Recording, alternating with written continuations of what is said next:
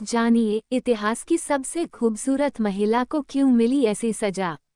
आम्रपाली को इतिहास की सबसे खूबसूरत महिला कहा जाता है।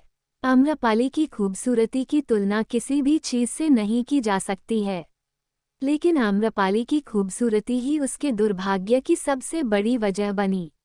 आम्रपाली को बहुत ही कम उम्र में राज्य के आदेश से वेश्या बनना पड़ा। वह शायद इतिहास की इकलौती ऐसी महिला थी जिसे ऐसी बदनसीबी झेलनी पड़ी। एक खूबसूरत लड़की से नगरवधू बनने और उसके बाद भिक्षुणी बन जाने की यात्रा में उस युग के कई प्रसिद्ध लोगों के नाम आते हैं। आइए जानते हैं आम्रपाली की ट्रैजिक और दुख भरी यह कहानी। दोस्तों, कहानी थोड़ी लंबी है, ध्यान से सुनिएगा और अगर कहानी पसंद आए तो प्लीज़ लाइक शेयर कमेंट भी जरूर करिएगा। और अगर अभी तक आपने हमारे चैनल को सब्सक्राइब नहीं किया है तो प्लीज़ दोस्तों हमारे चैनल को भी जरूर सब्सक्राइब कर लीजिएगा। चलिए चलते हैं आम्रपाली की कहानी पर। प्राचीन भारत में 500 BC लिच्छवी गणराज्य की राजधानी वैशाली में एक गरीब दंपति को एक आम के पेड़ के नीचे एक लड़की पड़ी मिली थी। आम्रपाली के माता पिता का नाम ज्ञात नहीं है। वह आम के पेड़ के नीचे पड़ी मिली थी, इसलिए उसका आम्रपाली रख दिया गया। आम्रपाली अपने समय की सबसे खूबसूरत महिला थी। पाली ग्रंथों में उसके सौंदर्य का विवरण मिलता है। आम्रपाली इतनी खूबसूरत थी कि नगर का हर पुरुष उससे विवाह करने के लिए लालायित था। पाली ग्रंथों के मुताबिक राजा से लेकर व्यापारी हर कोई आम्रपाली को पाना चाहता था। आम्रपाली के लिए शादी के प्रस्तावों के ढेर लग गए। इतने सारे विवाह प्रस्तावों की वजह से आम्रपाली के माता पिता बड़ी दुविधा में फंस गए थे। अगर आम्रपाली के लिए किसी एक को उसके माता पिता चुनते तो नगर के बाकी पुरुष खफा हो जाते। नगर में अशांति तक फैल सकती थी। पाली ग्रंथों के मुताबिक वैशाली एक लोकतांत्रिक राज्य था जिसकी अपनी एक संसद भी थी। जब आम्रपाली की खबर वैशाली संसद के सदस्यों तक पहुंची तो उन्होंने इस मुद्दे पर चर्चा करने का फैसला किया। उन्होंने तय किया कि वैशाली राज्य की एकता और शांति के लिए सभी की खुशी को जरूरी है, इसलिए आम्रपाली को नगरवधू बना दिया गया।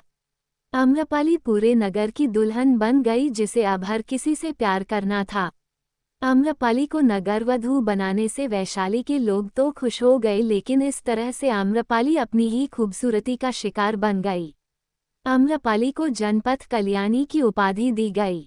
ये खिताब 7 साल के लिए दिया जाता था और इसे साम्राज्य की सबसे खूबसूरत और प्रतिभाशाली महिला को दिया जाता था।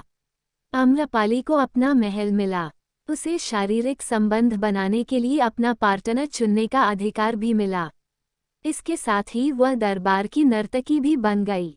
आम्रपाली और बिंबिसार। मगध के राजा बिंबिसार के वैशाली के साथ हमेशा ही शत्रुतापूर्ण रिश्ते रहे थे।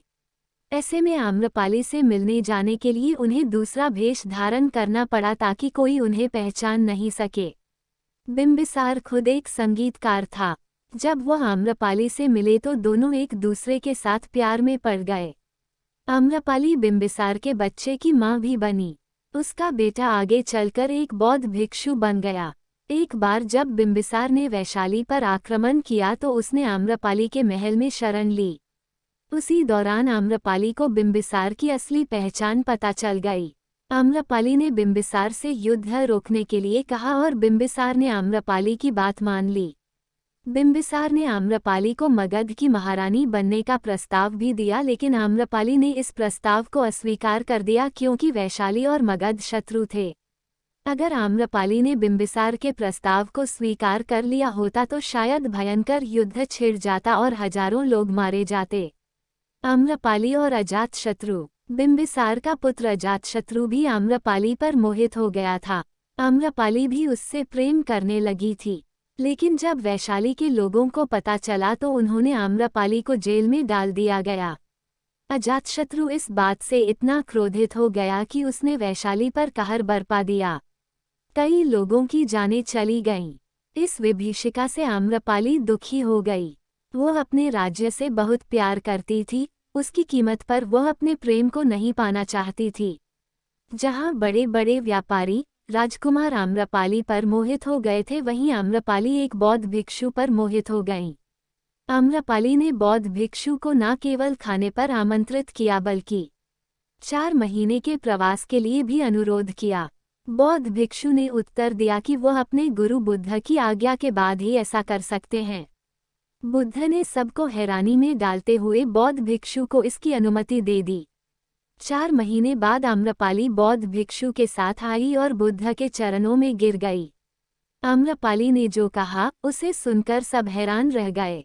आम्रपाली ने कहा, मैं आपके बौद्ध भिक्षु को मोहित नहीं कर पाई, लेकिन उनकी आध्यात्मिकता ने मुझे उन्हीं की राह पर चलने को विवश कर दिया है।